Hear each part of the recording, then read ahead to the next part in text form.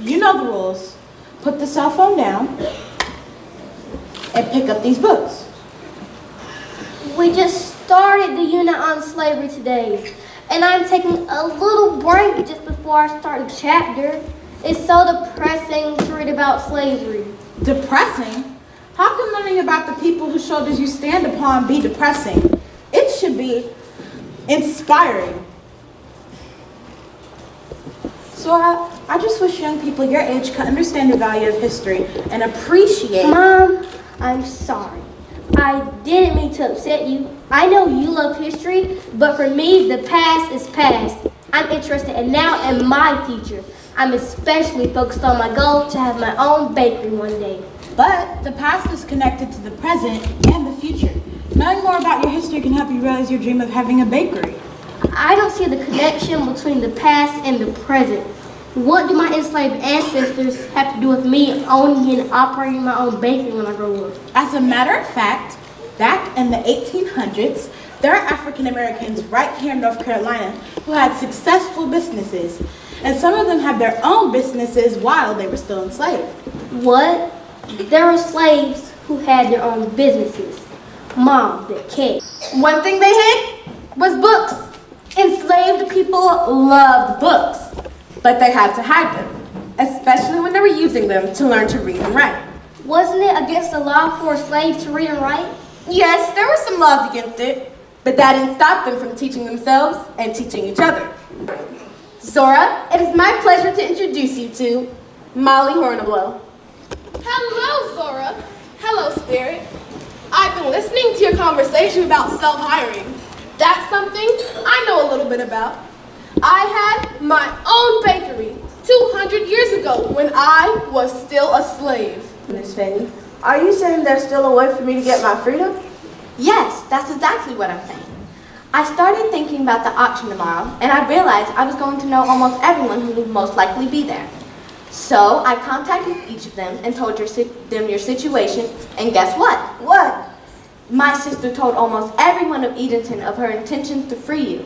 They think it's scandalous that Dr. Flint is ignoring my sister's wishes and her will. The next day at the auction, everyone started yelling at Dr. Flint.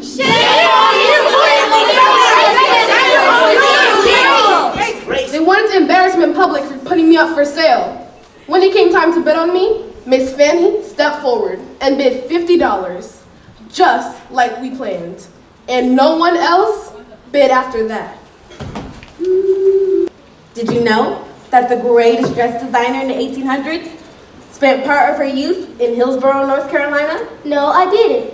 What was her name? Her name was Elizabeth Keckley. And here she is now.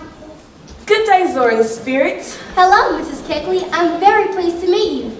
The Spirit has summoned me to enlighten you. What would you like to learn from me? I was sent to Hillsborough with Reverend Robert Brule and his wife, Anna. They couldn't afford to buy me, so I was on loan by my master, who was Reverend Brule's father. What was life like in Hillsborough? I worked as a soul slave in their large house. From the moment I arrived, I did the work of 3 people. Anna Burrow, she scolded me and regarded me with distrust. I had severe beatings there, but over time, they realized they could not break my spirit by whipping me, so they stopped. There's one last entrepreneur I'd like you to meet. He grew up in Raleigh, where he had a business selling a special flavored smoking tobacco that he created with his father. He started selling his tobacco to legislators. Those are people who came to the state capitol to make laws. And here he is with one of his customers now. Tobacco, smoking tobacco, 50 cents. Longsford, good to see you. What did it feel like to achieve freedom? It was a strange and joyous feeling when you first become free. Having been a slave all your life, I can only say it seemed like I was in heaven. I guess I just have one more question. What is the most important advice you have for a young person like me who wants to go into business one day? Well, I would say to be prepared that you're going to hit some rough spots in the road. It might not seem like you're hitting nothing but roadblocks, but if you just keep on walking and keep on trying, before you know it, you'll be walking in sunshine. Thank you, Mr. Lane. You're very